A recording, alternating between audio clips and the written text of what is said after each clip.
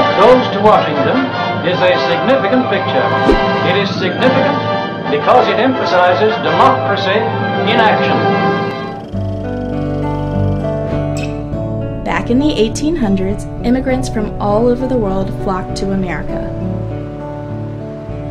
While the first Chinese immigrants arrived in 1820, a large number of America's early Chinese community arrived in the 40s during the California Gold Rush era. More arrived in the 1860s as laborers to build new railroads across the country. However, life wasn't easy. Chinese goods and labor were boycotted and their homes were often burned. Then, in 1882, the Chinese Exclusion Act completely banned immigration into the U.S. It was the first time that federal law prohibited entry solely based on ethnicity.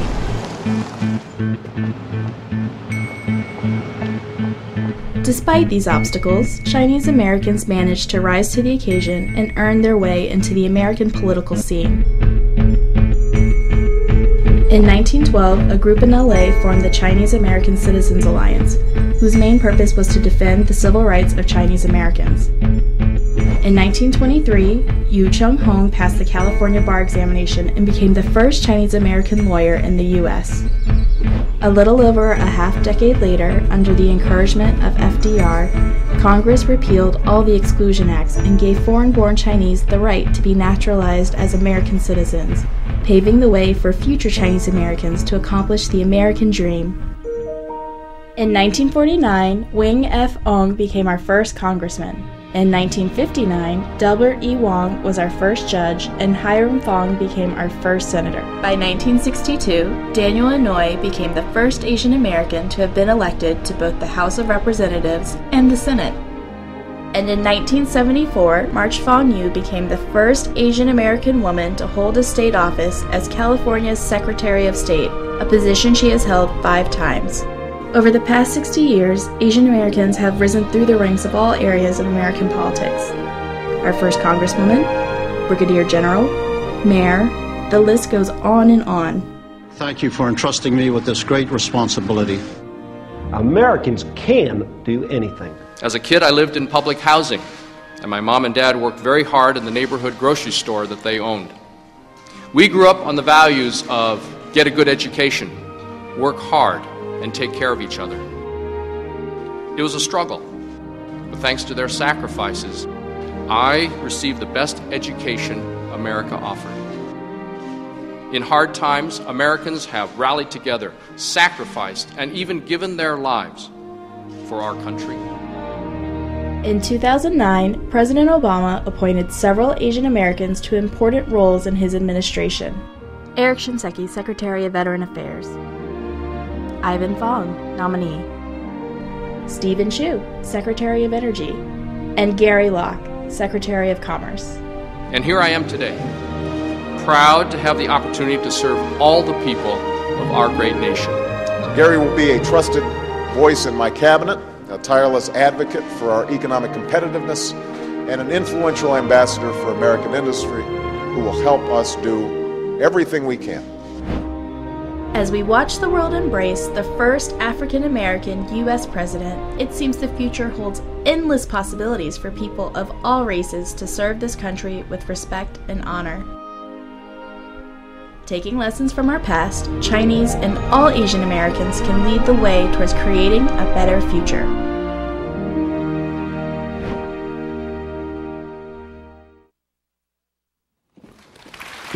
Well, that was wonderful. I just want to mention one more person that walked in. We're so happy to see him. Congressman Mike Honda from the 29th Congressional District of the U.S. Congress out of California is here tonight as well. Hi, Congressman Honda. Let's see who you are. Well, David, you know, Asian Americans are contributing more and more to public service. We have 3 Asian Americans who serve in President Obama's cabinet. We've got Nobel Prize laureate Dr. Stephen Chu. He's the Secretary of Energy, of course. General Eric Shinseki is the Secretary of Veterans Affairs. And this evening's keynote is Gary Locke.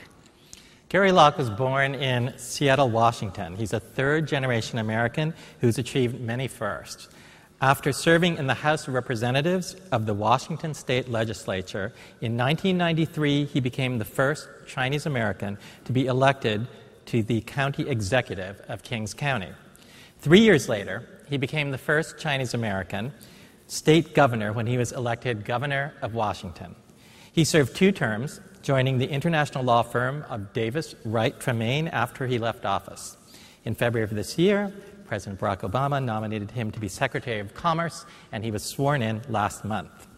Now, while he was Washington governor and since leaving office, Gary Locke has been instrumental in forging closer links between his state and this country and Asia, particularly China. He's met Chinese Presidents Jiang Zemin and Hu Jintao several times. As Secretary of Commerce, he is already distinguishing himself as a champion for American business and enterprise in the world. Until he joined the cabinet, Secretary Locke was a member of the Committee of 100. Ladies and gentlemen, the Secretary of Commerce of the United States, the Honorable Gary Locke.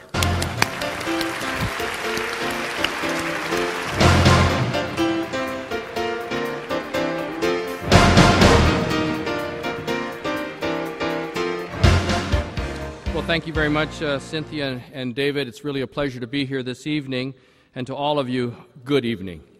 I'm honored to be here with all of you on a night we acknowledge as an important milestone, the 30th anniversary of the normalization of U.S.-Chinese relations. First of all, let's give a big round of applause to our Emmy-winning journalists Cynthia Gouw and David Henry Hwang, whose plays have enriched the cultural life of this country.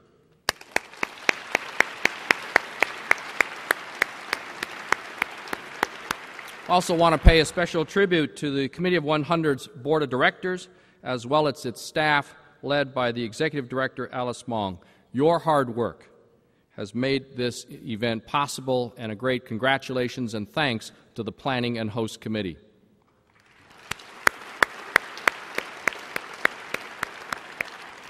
Also want to pay a special tribute to General Fugh, who was noted in the documentary or the video for his trailblazing work as a member of the military and service to our country. And congratulations to the chair-elect of the Committee of 100, John Chen. I want to particularly add my congratulations to tonight's honorees, Senator Daniel Inouye, Indra Nooyi, and Michael Duke, who represents the Wal-Mart Corporation. Give them a big round of applause. And a special thanks and tribute to Drs. Kissinger and Dr. Brzezinski. It was their incredible work that helped create what is now our most important bilateral relationship and pave the way for the economic reforms that have dramatically raised the standard of living for hundreds of millions of Chinese. We are deeply honored to have you here this evening with us.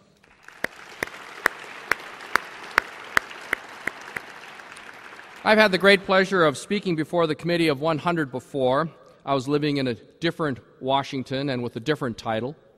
But I remain humbled to be surrounded by so many people of such great accomplishment. It makes me proud to be a Chinese American. My wife Mona and I thank so many of you here and the Asian Americans all across America for supporting us, believing in us, and helping us reach a series of firsts. The first Chinese American governor in U.S. history, the first Asian American governor on the mainland, and now the first Chinese American Secretary of Commerce. It's my hope that by being a respected and effective Commerce Secretary, I will encourage more Asian Americans to get involved in government service and to work for change in our nation. And those who join government service have good company.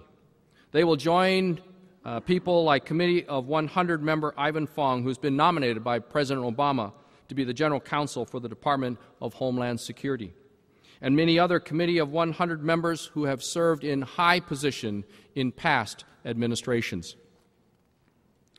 When I think about tonight's theme, I'm both proud of the contributions the Chinese have made to civilization over thousands of years, from the arts and architecture to the philosophies and religions of Confucianism, Taoism, and Buddhism. And I'm proud of the countless inventions and innovations, including the abacus, the seismograph, silk, cast iron, compass, the clock, gunpowder, and even fireworks. The paper, printing press, acupuncture, and herbal medicine, all invented by the Chinese. I'm proud of the countless achievements advancing science and technology, and proudest of all, perhaps, of the timeless values of family, honor, and respect that are so central to Chinese culture. And I'm proud that here in America, the Chinese have continued this legacy of advancing civilization. 7 Chinese Americans are Nobel laureates, including my colleague, Energy Secretary Stephen Chu.